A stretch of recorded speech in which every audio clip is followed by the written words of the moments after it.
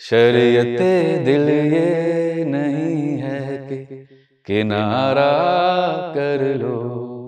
शरीयते दिल ये नहीं है कि किनारा कर लो। इश्क दो बार भी होता है, दोबारा कर लो, दोबारा कर लो। शरीयते दिल ये नहीं है कि किनारा कर लो। आपका म्यूजिक एक तो इट्स लाइक स्टैम्प होती है हर गाने पे कि अमित त्रिवेदी का गाना है। मतलब हम दूर से भी सुनेंगे तो कहीं ना कहीं पता चल जाता है। मतलब देवडी के गाने आपने कैसे बनाए थे? आई थिंक 6-8 महीने आपने लिए थे। 6 महीने लिए थे 6 गाने बनाने के लिए। तो जैसे वो 6 रेडी हुए, मैंने सर को सुनाए, अनुराग कश्यप सर को सुनाए, और उनको इतने पसंद आए कि उन्होंने फिर स्क्रिप्ट उस गानों के अराउंड लिखी। मेरे लिए पूरी इंडस्ट्री नई थी। ये फिल्मों में आना, फिल्मी दुनिया में आना, फिल्म के लिए म्यूजिक करना एक कंप्लीटली न्यू एक्सपीरियंस था। हम कई बार बनाते हैं एकदम मेहनत से, 2 साल 3 साल, हमारे साथ भी ऐसा होता है। नहीं चलता तो फिर क्या फीलिंग क्या होती है? दुख हो जाता है। मैं तो बड़ा डाउन हो जाता हूँ। तो वो 10th में आपका कोई ज्योग्राफी का पेपर था, उससे पहले कुछ आपने सुना, देन थिंग्स चेंज, उससे लाइफ बदल गई।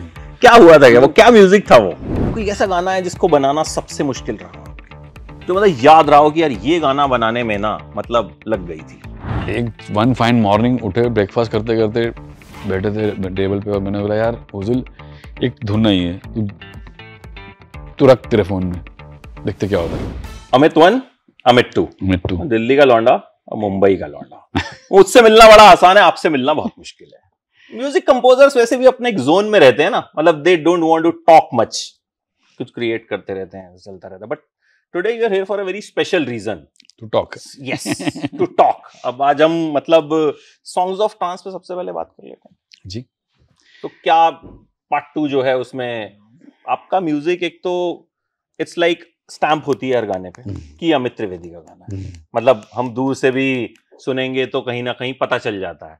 तो what is so special about this one?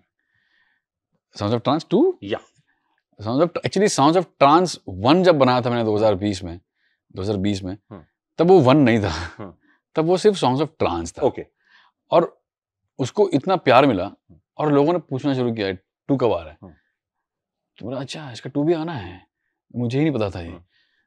Which kind of I gauged it from the people only. लोगों से ही मुझे वो समझ आया कि इसका 2 होना चाहिए, उसको एक सीरीज बना सकते हैं, क्योंकि लोगों ने पसंद किया।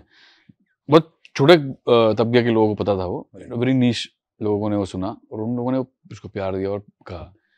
तो मैंने बिल्कुल let me work on it. Of course 2 साल गए उसमें, 1 साल पूरा बनाने में गया, करते करते अब जाके 6, उस वाले में 4 थे, इस वाले में 6 गानों का प्रॉपर एल्बम एक्सपेरिमेंटल है। अब जब बात करते हैं, जब ट्रांस सुन के किसी को कुछ लोगों को डर जाएंगे कि यार ये क्या ट्रांस वांस, मेरा जोन नहीं है, मेरा जोन नहीं। बट ये वैसा नहीं है, ये वैसा नहीं, ये सबका जोन है। ये वो वाला ट्रांस नहीं जिस विल थ्रो यू ऑफ। ये सबका जोन है, एक्सपेरिमेंटल है, टेक्स्ट बुक ट्रांस नहीं है कुछ भी।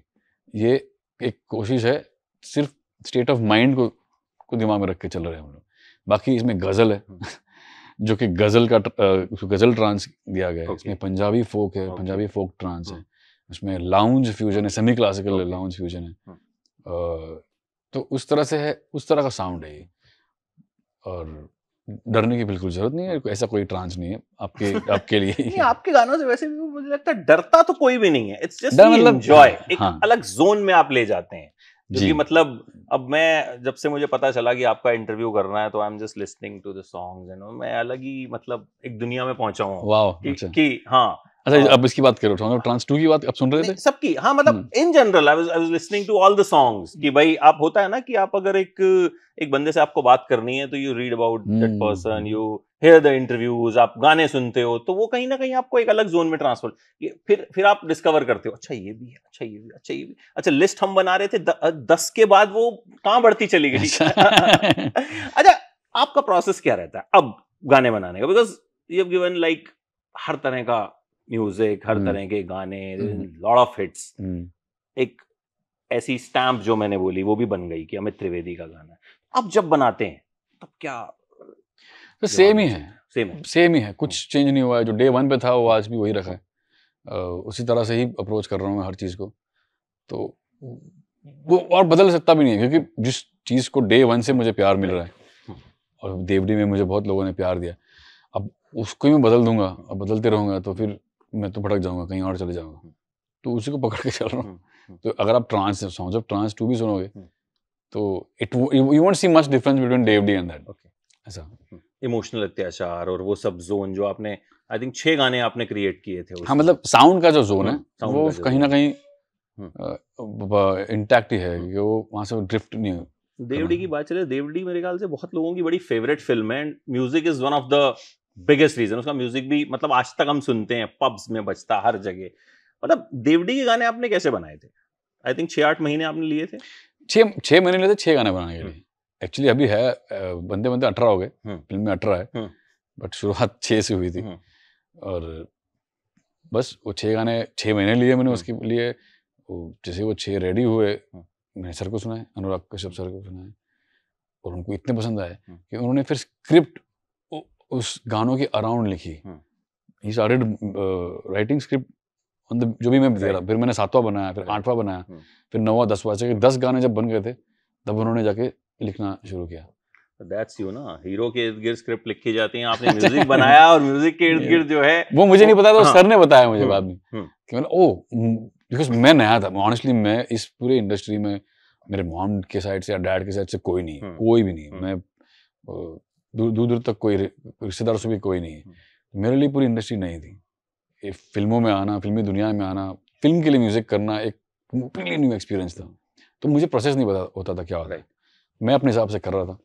और जब पहली फिल्म ही अनुराग कश्यप सर के साथ मिली, उन्होंने इतना मज़े से मुझे, मतलब इतना अच्छी तरह से मुझे मौका दिया म्यूजिक बनाने का, इतना फ्रीडम के साथ। मुझको लगने लगा कि ऐसे होता होगा, this is how it is. And then 1 हुई, 2, 3 फिल्में उनके साथ हुई, बहुत उड़ान हुई, बाद में नो वन किल जैसिका हुई, बहुत सारी फिल्में हुई, बहुत मजा आया। और आज तक कुछ हम लास्ट हमने अभी we were together only doing ऐसी media trial with almost Pyaar with DJ Mohabbat, जबकि मुझे सर को, हमारी टीम को बहुत पसंद थे उस वो एल्बम भी बहुत पसंद आया था। हमने बहुत मजा किया था एल्बम बनाने में भी, पता नहीं चला नहीं वो, it's okay, some work some don't, it's a part and parcel of life. So या it's been a great since देवडी से लेके। कुछ नहीं चलता, हम कई बार बनाते हैं एकदम मेहनत से, कई बार 2 साल 3 साल, हमारे साथ भी ऐसा होता है। हम कोई स्टोरी बनाते हैं बहुत मेहनत से, यार ये तो हमने ताजमहल बना दिया है, नहीं चलता, तो फिर क्या फीलिंग क्या होती है? समझ नहीं आता दुख हो जाता है। मैं तो बड़ा डाउन हो जाता हूँ, यार मैंने तो सब कुछ डाल दिया है, सब करेक्ट था, सारे इंग्रेडिएंट्स करेक्ट है, बट बाद में क्या होता है ना, ह्यूमन टेंडेंसी होता है, व्हेन इट डजंट वर्क तो आप फिर उसको खरीदना, शायद ये रीजन होगा, शायद वो होगा, शायद लिरिक्स की वजह होगा, शायद जिसकी वजह, बट ऐसा कुछ नहीं है। उसका कोई जवाब नहीं है, जैसे नहीं चला छोड़ दो उधर, उसको खरीदते मत बैठो, अभी आगे बढ़ो। तो वही करते कुछ चीज़ों की एनर्जीज होती है, चल जाती है खूबसूरती से। कुछ मीडियोकर चीज़ें आप करते हो, आपको मीडियोकर लगती है, आपको लगती है कि ये तो क्या है, बेकार है, और वो सुपर डुपर हिट हो जाता है। हाँ, ये बहुत बार होता है यही होता है, हमारे साथ भी ऐसे ही होता है। ऐसा लगता है यार ये तो ऐसे ही है, बस वो पता चलता है वो लोगों को वही चीज इतनी पसंद है। हाँ, और जिसमें आपने पूरी अपनी, जो आपको लगता है कि इसमें तो मतलब बस मचा दिया है। और कई बार होता है ना कि हम पहन के आते हैं कोई ड्रेस, हम लगता है आज तो मैं शाहरुख खान में ही लग रहा हूं। मैं ही, हाँ, करेक्ट। उस दिन कोई कुछ नहीं बोलेगा, कोई पुरानी सी शर्ट पहन के आ जाओ, उस दिन कह आज तो भाई साहब नई शर्ट लिया। तो वही बोल रहा, कोई फॉर्मूला है नहीं इस चीज का, बस करते रहो। अच्छा, आपने जो म्यूजिक से आपका राब्ता हुआ, वो पापा सुना करते थे रेडियो, वही एक था सुबह 6 बजे? हाँ, वो तो था। वो घर पे पापा सुना, पापा क्या करते थे, मुझे उठाने के लिए, शायद वो उनकी टैक्टिक्स हो गई। ओके, क्योंकि मैं हम स्कूल जाने के लिए, हम बचपन में सब करते हैं। हाँ, सब करते हैं। 5 मिनट का हिसाब किताब जो होता है वो चलते रहता है, रोज का नाटक है। मम्मी भी परेशान, पापा भी परेशान। पापा क्या करते थे, AM, तभी FM नहीं था ना, AM था, सुबह 6, 5:30, 6 बजे की बात कर रहा हूँ, जोर से लाउड में लगा दिया, अब तुम करो नाटक, 5 मिनट वाला करते रहो, स्कोप ही नहीं, क्योंकि इतना लाउड है कि आप सरेंडर कर लेते। हाँ, बोलो क्या करना है, स्कूल जाना है। बट उसका ये था कि वो जो AM में बजता था, AM में कमाल की चीजें बजती थी, रोज सुबह में सुनता था, और कभी कभी रिपीट पे आते थे वो चीजें। वो प्रॉपर भजन होते थे, लोकगीत होते थे, क्या होते हैं, वाणीज, कुछ अलग शब्द बोलो, फोक होते थे, Marathi, multilingual, different languages, mostly Marathi, क्योंकि I think channel AM was tuned into Maharashtrian stuff, कुछ गुजराती, तो ये तो टक टक टक टक कान में ही रोज सुबह उठ के तुम्हारे सबकॉन्शियस माइंड में घुस रहा है वो। और तब ऐसा कुछ था नहीं कि मुझे म्यूजिशियन बनना है या म्यूजिक करना है, ऐसा कुछ था नहीं, तुम उठ ही रहे हो उस चीज से। And then that's why maybe folk है मेरे अंदर बहुत स्ट्रांगली। अब बाद में धीरे धीरे रियलाइज किया बाद में जाके कि मम्मी भी कंपोजर है, मम्मी गाना बनाती है, मम्मी गाना लिखती है, तो आई थिंक वो भी हेरिडेटरी भी है, अभी उसे जीन्स से भी आया हुआ है। तो वो 10th में आपका कोई ज्योग्राफी का पेपर था, उससे पहले कुछ आपने सुना? Then हाँ, things changed? उससे लाइफ बदल गई। क्या हुआ था, मतलब क्या म्यूजिक था वो? मतलब वो अभी देखने जाओ तो गॉड का प्लानिंग था कि ज्योग्राफी वो last two paper, science geography दो ही बचे थे। उसके बाद 10th की बोर्ड के बाद की वेकेशंस पढ़ने वाली थी। अब वेकेशन मतलब अब छूट गए हो एटलीस्ट स्कूल से, और फ्री हो गया, 2.5 महीने फ्री हो, उसके बाद कॉलेज है। उस लास्ट पेपर के वक्त ही उन्होंने मुझे वो चीज से, उन्होंने मतलब भगवान की बात कर रहा हूँ, यूनिवर्स की बात कर रहा हूँ, मुझे वो चीज मेरे कानों तक उन्होंने पढ़ाई। ये कुछ एक यूनिक सा इंस्ट्रूमेंट था जो मेरे पास आज तक नहीं, उसका नाम भी मैं भूल गया हूँ, बड़ा कमाल था। वो पेंसिल होती थी उसमें अटैच, बॉक्स होता था, लेकिन उतना छोटा सा बॉक्स होता था, और उस पेंसिल से आप बजाओ T T T T T, और मैं बहुत खेलता था उसके साथ, बहुत गाने आइडेंटिफाई करता था, खुद ही बनाते रहता था, ऊपर नीचे, इतना मजा आता था। Keep drawing on it, plate पे मारते रहो और धुन निकल गई। बहुत मेरे अंदर वो घुस गया, सिस्टम में घुस गया, क्योंकि वो ज्योग्राफी खत्म हुआ, एग्जाम खत्म हुआ, और बस उसको लेके पूरा 2-2.5 महीने वेकेशंस के मैं उसमें पूरी तरह से डूब गया। बस उससे ही पूरा एक स्टैम्प लग गया मेरे लाइफ में, बस यही करना है, अभी जो है यही करना है, क्योंकि अभी इसके साथ मेरा रिश्ता बैठ गया और रेजोनेट हो रहा है मेरे साथ, हम लोग दोनों के बीच में बातचीत हो रही है अच्छी वाली।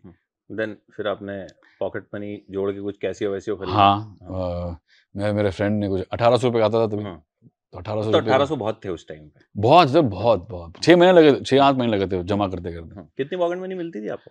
सर 2-4 रुपए, 2-4 रुपए डेली? नहीं, कुछ 20 रुपए मिलते थे। ओके।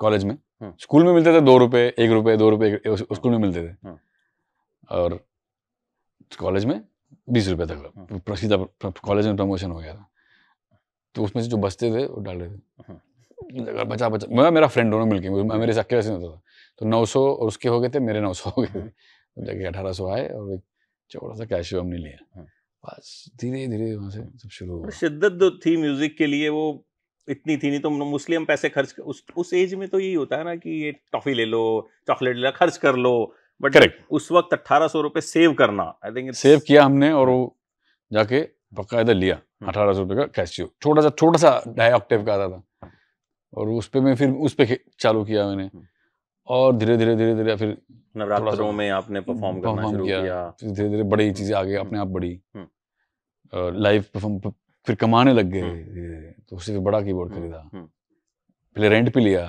उतने तभी पैसे थे नहीं, फिर बाद में मम्मी ने हेल्प किया, डैड ने हेल्प किया कि कुछ पैसे जोड़ के 25,000, बाद में फाइनली कुछ साल बाद 25,000 का XP10 करके कीबोर्ड लिया। Then Shilpa Rao also helped you, ना, अनुराग कश्यप से मिलने में? Yeah. That changed things for you. That changed things in a way.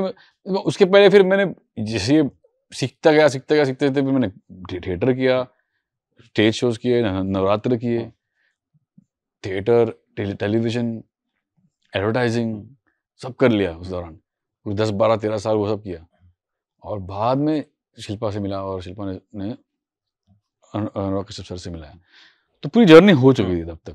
मतलब एज अ ग्रोइंग म्यूजिशियन जो एक जर्नी की जरूरत, चाहे वो लाइव में हो, चाहे वो स्टेज पे हो, चाहे स्टेज पे एज अ परफॉर्मर हो, या स्टेज पे एज अ कीबोर्ड प्लेयर हो, बैकिंग हो, जो भी हो, टेलीविजन हो, प्लेज ना, थिएटर ने बहुत हेल्प किया।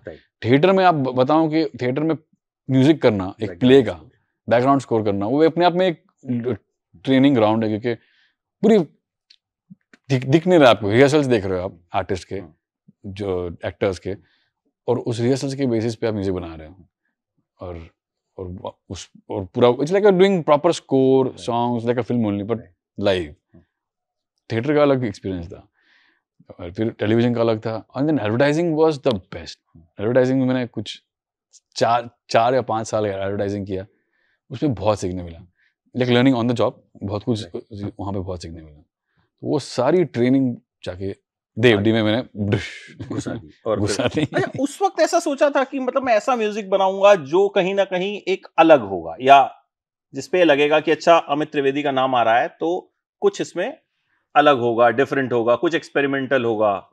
वैसे सोचा नहीं था सर, पर मेरा एक्सपोजर ऐसा था, मैं था ही, मेरा जीना, एक्सपोजर, फ्रेंड्स, लोग, उस तरह का ही म्यूजिक मेरा था। मैं फिल्म ऑनेस्टली बॉलीवुड या फिल्म म्यूजिक नहीं सुनता था, अभी भी मेरा उतना कनेक्शन है नहीं, मैं उतना सुन नहीं पाता, मैं वर्ल्ड म्यूजिक सुनता था। और वही चीज़ें शायद, या तो मैंने फोक सुना, वैसे मैंने डैड ने मेरे को जिस तरह से सब चीज़ें सुनाई, वही चीज़ों का मेरे अंदर सारा समावेश है, ये सब जो मैं निकालता हूँ बाहर। कुछ अलग, ऐसा कुछ सोचा नहीं था कि मुझे अलग करना है, ये नेचुरली है जो है, मैं ऐसे ही approach, if I had to approach, ऐसे ही होता, this is the way it is. तो जो कि वर्क कर गया इन अ वे, इट केम अक्रॉस के कुछ नया है, कुछ अलग है, तो मतलब चलो, that's amazing, that's great, always welcome, but then honestly this is the way it is, मैं ऐसे ही। पर बाद में मैंने कोशिश, फिल्मों में आके जब मैं फिल्मों के अंदर नजदीक गया, तब मेरे को लगा कि शायद ये मेरे लिए जगह नहीं है, क्योंकि ये जो चाह रहे हैं मैं अब बदल रहा हूँ, मैं बदल सकता हूँ इसमें, क्योंकि वो उनकी एक अलग रिक्वायरमेंट है, कमर्शियल म्यूजिक की रिक्वायरमेंट अलग होती है, तो वो शायद वो दिशा अलग है, वहाँ पे मत जाओ भाई, वापस आ जाओ। कोशिश की मैंने जाने की, पर मैं फिर SOT2 में वापस आ गया। मैं वापस दुनिया में आ गया। कौन सा कोई ऐसा गाना है जिसको बनाना सबसे मुश्किल रहा आपके, जो मतलब याद रहा हो कि यार ये गाना बनाने में ना मतलब लग गई थी? नहीं, बॉम्बे वेलवेट में टफ था एल्बम, क्योंकि वो जैज था, और मैंने जैज म्यूजिक सीखा नहीं था, मुझे सीखना, तो वो पूरा वो प्रोसेस थोड़ा टफ था, बट वो मज़ा बहुत आया करने में, वो सीखने में, उसको एम्बाइब करने में, उसको समझने में। नई चीज़ थी पूरी, जैज एक नई दुनिया थी, जो खूबसूरत दुनिया थी, उसको वो एक जितना टफ था उतना मज़ेदार भी था, तो I would say that whole project was challenging. एक आपका गाना इन दिनों इंस्टाग्राम पे बहुत तेजी से वायरल हो रहा है, मधुबाला, उसके पीछे की क्या स्टोरी, वो कैसे बना था?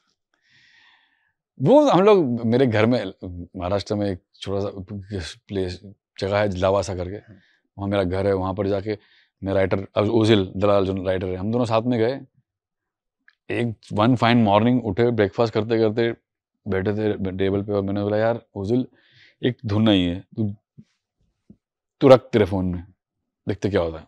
तो मैंने वो धुन का उनको दे दी, सुबह दोपहर तक उन्होंने लिख दिया। मैंने वो जो आपने धुन दी थी इसमें कुछ लिखा है क्या? देखो तो वाह, मतलब मधुबाला सेवियाला दिखती हो, मेरी नज़र से तुमको देखो, तो वो ऐसी सुबह से लेकर तो शाम तक में गाना हुआ हो गया वो, जो कि बहुत मजा आया करते हुए।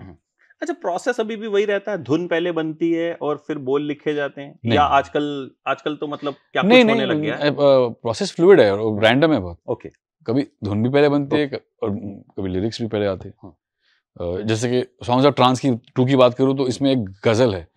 अब मुझको ना एक गजल ट्रांस की मैं बात कर रहा था, मुझको गजल करना था, तो मैंने AM तुराज भाई जो है, तुराज भाई को बोला यार आपके पास कोई गजल है क्या, because he is very good with ghazals and everything, और वो कमाल लिखते हो सब। तुराज भाई ने कुछ सुनाई, ये गजल है, तो उन्होंने ये एक शरीयत दिल ये नहीं है कि किनारा कर लो, इश्क 2 बार भी होता है, दोबारा कर लो, ये गजल सुनाई। तो मैंने ये बहुत अच्छा है सर, आप क्या मैं इसको यूज करूँ? तो वो लिखी हुई थी पहले, और उस पे मैंने म्यूजिक क्रिएट किया, और उसको एक ट्रांस जोन में क्रिएट किया, वेरी इलेक्ट्रॉनिक साउंड विद पापोंदा सिंगिंग इट। तो या ऐसा भी हर तरीके से होता है, बहुत रैंडम है प्रोसेस। तो अब सॉन्ग्स ऑफ ट्रांस 3, 4, 5 सब आएगा, क्योंकि अब कहीं ना कहीं एक सीरीज आपने शुरू कर दी। जी जी जी। तो मुझे पसंद है, बिकॉज मुझे ये स्टाइल, ये जॉनरा, ये बहुत मजा आता है, मुझे खुद को बहुत ट्रिप होता है करते हुए। मुझे बड़ा मजा लगा कि क्योंकि इसी बहाने कम से कम आप आए बातचीत करने। करेक्ट। ये इसका मतलब बंदे के दिल के बहुत करीब है, क्योंकि हम बात उसी पे करना चाहते हैं जब हम कहीं ना कहीं दिल से जुड़े हुए हैं। हाँ, और इसमें मजा आता है जिससे जुड़े होते हैं। नहीं तो कंपोजर्स नॉर्मली एक अलग जोन में रहते हैं, आर्टिस्ट जो होता है वो एक अलग जोन में रहता है, वो बहुत कम उनको लगता है कि बात करें या कुछ करें। Thank you so much Amit. But last में कुछ गुनगुना देंगे जो आपके दिल के करीब हो, कुछ भी। असोडी 2 का ही जो है, यही जो तुराज भाई की वाणी है। शरीयते दिल ये नहीं है कि किनारा कर लो, शरीयते दिल ये नहीं है कि किनारा कर लो, इश्क 2 बार भी होता है, दोबारा कर लो, दोबारा कर लो, शरीयते दिल ये नहीं है कि किनारा कर लो, शरीयते दिल दिल दिल दिल करो, ट्रांस घुस जाता है अंदर। लिरिक्स बहुत जोरदार है, दोबारा कर लो, इस पे सब लोग खुश हो जाएंगे। जी जी जी। आजकल वैसे भी सबका जो प्रॉब्लम ज्यादा चलता रहता है, दोबारा thank you so much, it was so lovely talking to you. लेकिन ये बड़ा इमोशनल अत्याचार था कि आप आए बातचीत करने और हमें टाइम बहुत कम मिला। So we'll sit some other day, बड़ी सारी बातें। जी जी बिल्कुल बिल्कुल। म्यूजिक पे तो इतनी सारी बातें हो सकती हैं कि मुझे लगता है घंटों बीत सकते हैं। नहीं बिल्कुल करेंगे, बिल्कुल आएंगे। Definitely do, but all the best for this and looking forward. ये बहुत बहुत शुक्रिया। हो गई हिट, आगे 2 3 4 5 6 जी तो आगे आते रहेंगे एंड हम मिलते रहेंगे। Thank you so much. Thank you so much.